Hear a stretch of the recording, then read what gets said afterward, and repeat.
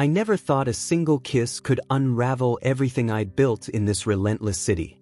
New York had always been my battlefield, where ambition was the air I breathed, and the skyline from my luxury apartment on the Upper East Side reminded me daily of how far I'd climbed. As Madison Clarke, associate attorney at Hayes & Associates, I thrived on the adrenaline of billion-dollar mergers and the sharp edge of corporate negotiations. But that evening, as the fluorescent lights of the firm's conference room buzzed overhead, everything shifted. It started innocently enough, or at least, that's what I told myself. Ethan Walker, the enigmatic CEO of Walker Enterprises, had been our client for months. His company was teetering on the brink of a massive merger with a rival firm backed by Charles Whitman, the kind of ruthless investor who treated deals like chess pieces to sacrifice. Ethan was under fire from his board, his charm masking a desperation that pulled at something deep inside me. We'd shared late-night strategy sessions, his blue eyes locking onto mine with an intensity that made my pulse race. Daniel, my live-in partner of 3 years, was the steady anchor in my chaotic life. A finance analyst at a competing firm, loyal to a fault, always there with quiet support after grueling days. But that night, after a tense meeting where Richard Hayes, my brilliant mentor and the firm's senior partner, had grilled us on the merger's risks, Ethan lingered. "Madison, you get it," he said, his voice low as the others filed out. "This deal isn't just business, it's survival." I nodded, feeling the weight of his words. In a moment of vulnerability, as rain pelted the windows overlooking Times Square, he leaned in. Our lips met, soft, electric, a forbidden spark that lasted only seconds but burned into my soul. I pulled away, heart pounding, whispering, "This can't happen." He smiled sadly. But it did. Guilt crashed over me like a wave as I hurried home to our apartment, the scent of Daniel's cologne greeting me like an accusation. He was in the kitchen, stirring pasta, his warm smile lighting up the room. "Rough day?" he asked, pulling me into a hug. I forced a laugh, burying my face in his shoulder, but the lie tasted bitter. How could I confess? Our relationship was the one pure thing in my ambition-fueled world. The next morning, over coffee in the firm's sleek cafeteria, I couldn't hold it in. Olivia Brooks, my sharp-tongued best friend and fellow associate, slid into the seat across from me, her dark hair pulled into a no-nonsense bun. "You look like you saw a ghost, Mads." Spill. Olivia was my rock, loyal, fiercely protective, but never one to sugarcoat. I glanced around, ensuring no one was listening, then whispered, "I kissed Ethan last night. After the meeting. It was stupid, a mistake. I feel awful." Her eyes widened, then narrowed. "Ethan Walker? The client? Madison, what the hell? You're with Daniel." I nodded, tears pricking my eyes. "Please, don't tell anyone. I love Daniel. This was nothing." She sighed, stirring her lot. "Fine, your secret's safe. But don't let this bleed into work. We're professionals, not soap opera stars. Ambition got you here, don't let a kiss tank it." Her warning echoed as I dove back into case files, but Ethan's texts started coming. Subtle at first, then insistent. "We need to talk about the merger. Your insight could save us." His company was crumbling without this deal, and he was pressuring me for insider edges I couldn't ethically give. Meanwhile, Daniel mentioned offhand at dinner that his firm was pushing hard against the merger, his voice laced with pride. "We're protecting our clients, Mads. It's all about loyalty." I smiled weakly, the irony twisting like a knife. Little did I know, a new player was about to enter the fray, a mysterious whistleblower named Sophia Grant, an ex-employee of Whitman's who'd anonymously tipped off our firm about irregularities in the deal. Richard called me into his office that afternoon, his strategic mind already whirring. "Madison, this could change everything. But tread carefully, loyalties are fracturing." As the day wore on, the psychological weight pressed down. Every glance at my phone brought Ethan's pleas, stirring a confusing mix of regret and allure. Was it the thrill of power, or something deeper? Olivia caught me staring at a message during lunch. "He's using you, Mads. Snap out of it." But snapping out felt impossible. That night, alone while Daniel worked late, I paced our apartment, the city lights mocking my turmoil. Trust was fracturing before I'd even confessed, and ambition whispered that maybe, just maybe, I could turn this to my advantage, protect Daniel's side while quietly sabotaging Ethan's pull on me. Revenge against my own weakness? It sounded rational in the dark. But as sleep evaded me, I realized this was just the beginning of the emotional storm brewing in the shadows of boardrooms and broken promises. The merger loomed like a storm cloud over Manhattan, and I was caught in its eye, my heart a battlefield of conflicting desires. Days blurred into late nights at the firm, where the air hummed with the clack of keyboards and the murmur of high-stakes calls.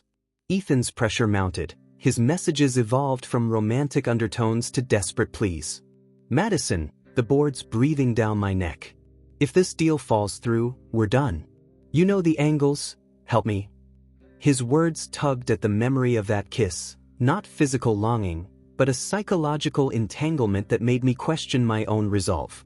I loved Daniel, his steady presence, the way he traced patterns on my back during quiet evenings, but Ethan's vulnerability mirrored my own ambitions, creating a bond one couldn't shake.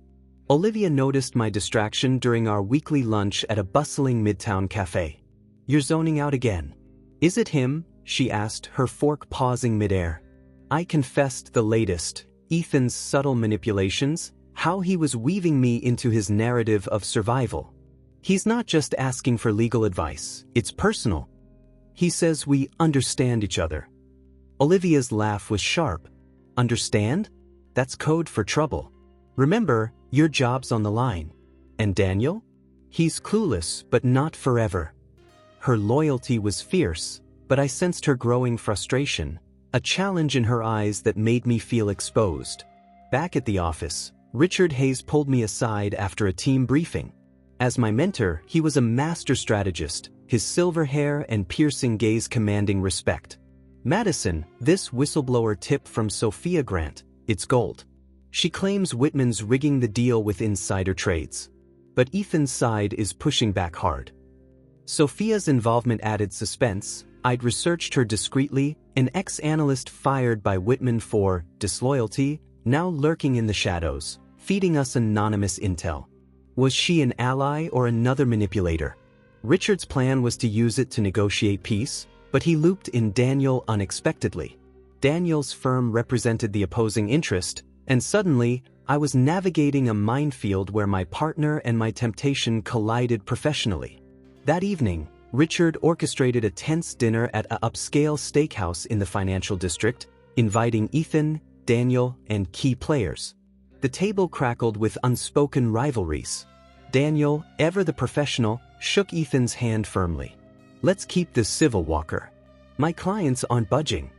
Ethan nodded, but his eyes flicked to me, a silent plea that sent a shiver down my spine. Richard steered the conversation toward compromise. "Gentlemen and Madison, we're all after the same win.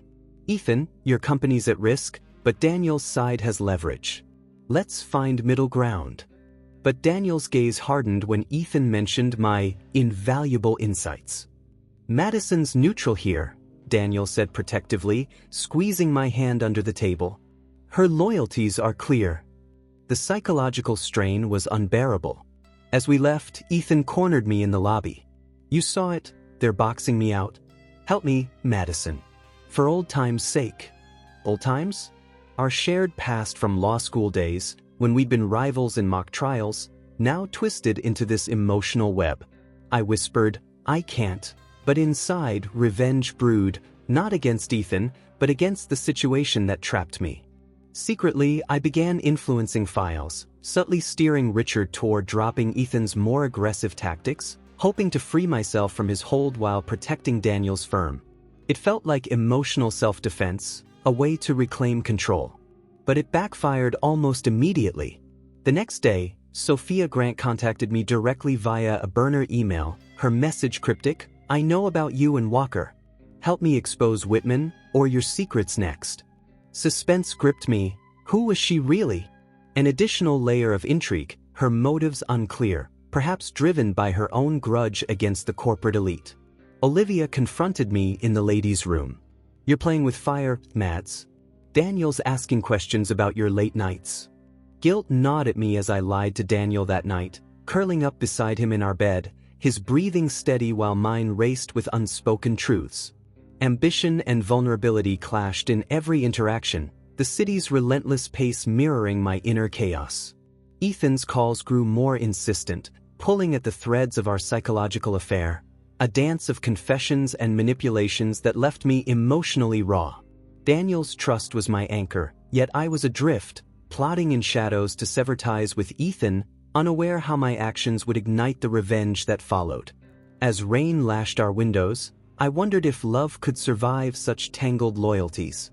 Deception had become my shadow, following me through the gleaming corridors of Hayes and Associates and into the quiet corners of my heart. The merger negotiations intensified, boardrooms filled with the scent of expensive cologne and the undercurrent of betrayal.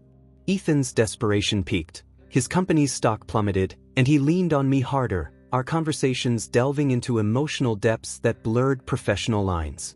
"Madison, you're the only one who sees me, not the CEO, but the man fighting for his legacy," he'd say in hushed calls, evoking that kiss as a symbol of shared understanding. It wasn't about the physical, it was the psychological intimacy, the way he mirrored my ambitions and fears, making me feel seen in a world that valued results over souls.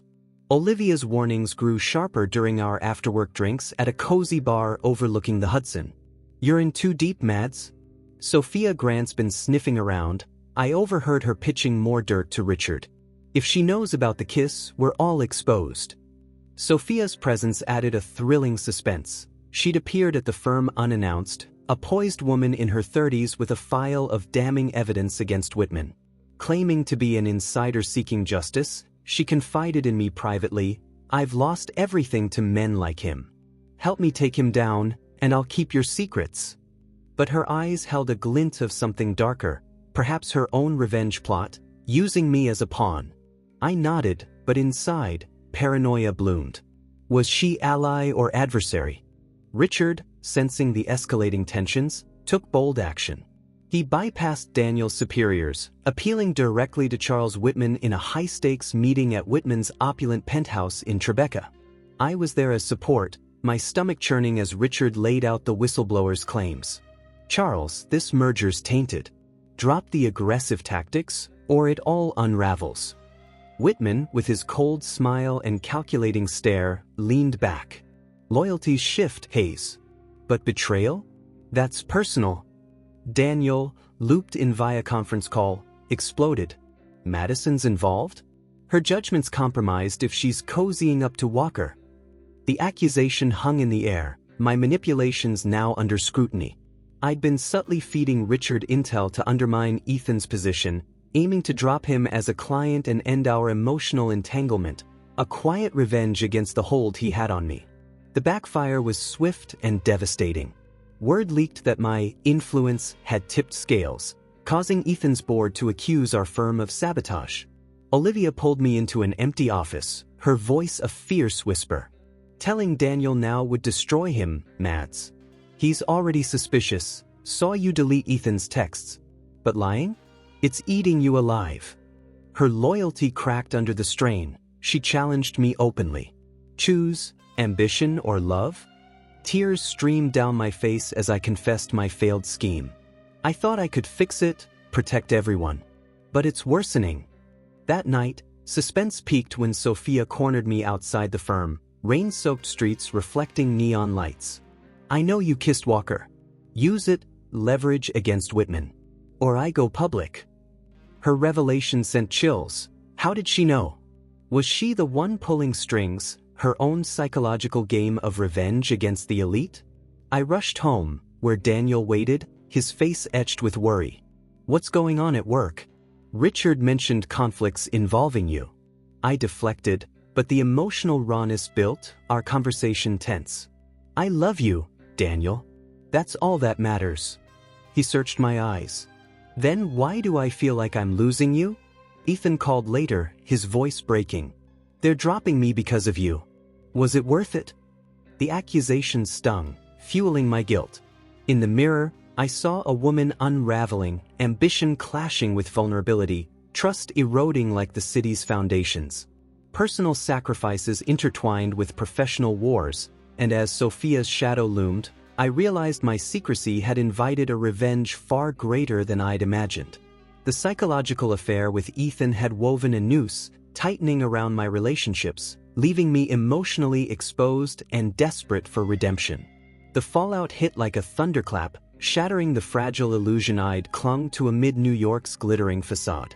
The merger collapsed in a blaze of scandals, Whitman's manipulations exposed by Sophia's relentless leaks. Turns out, she was the ultimate wild card, a former lover scorned by him, her revenge a meticulously planned takedown that implicated everyone.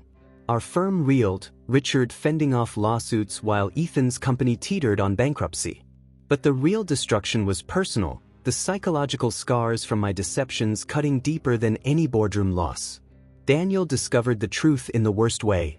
A leaked email chain from Sophia, detailing my kiss with Ethan and my behind-the-scenes maneuvers. He confronted me in our apartment, the city lights casting harsh shadows on his anguished face. "Madison, is this true? You kissed him? And lied to me, for how long?" His voice cracked, the loyal man I'd loved reduced to raw vulnerability. I sank onto the couch, tears flowing freely. It was one moment, Daniel. In the heat of everything, the pressure, the ambitions. It meant something then, a stupid connection, but I love you now. Only you. He paced, betrayal etching lines on his brow. Not just the kiss, the lies, the manipulations. You chose sides against me, against us. How can I trust you? Olivia arrived unannounced, her presence a mix of support and stern judgment. I tried to warn her, Daniel, but she thought she could handle it. Her sharp tongue softened with emotion. "Mads, you crossed lines. This isn't just business, it's your heart." The confrontation exploded into raw dialogue, Daniel demanding answers. Did it mean something? Or was I just the safe choice? I admitted the emotional pull, the psychological affair that had ensnared me, Ethan's understanding mirroring my inner conflicts, a revenge against my own isolation in the corporate grind. I tried to end it by sabotaging him, to free us. But it backfired, and now, everything's ruined. Richard called mid-chaos, his voice steady but urgent. "Madison, Whitman's suing, claiming your involvement tainted the deal. And Sophia? She's vanished, but her damage is done." The suspense of her disappearance added a final twist. Had she played us all for her vendetta? Daniel's eyes hardened. "Your ambitions destroyed us. I can't do this." He packed a bag, the sound of zippers like final judgments. "Trust is gone, Madison. That's the real betrayal." In the days that followed, emotional unraveling consumed me. I wandered the streets of Soho, the buzz of ambition now hollow. Olivia visited, her loyalty unwavering despite the mess. "You can rebuild, Mets. But face the guilt. It's your revenge against yourself." Ethan reached out one last time, his message poignant. "I never meant to break you. We were both lost." But the psychological bond snapped, leaving only regret. Alone in the empty apartment, I confronted the collision of worlds, professional sacrifices devouring personal vulnerability. Betrayal's weight crushed me, but in the ruins, a spark of growth emerged. I'd lost Daniel, strained Olivia, and scarred my career, yet the raw pain forged clarity. Ambition without heart was empty. Trust, once shattered, demanded honest reckoning. As dawn broke over the skyline, I vowed silent revenge, not against others, but to reclaim my soul from the shadows of deceit. New York would test me again, but this time, I'd navigate with eyes wide open, emotions bared, ready for whatever emotional storms lay ahead.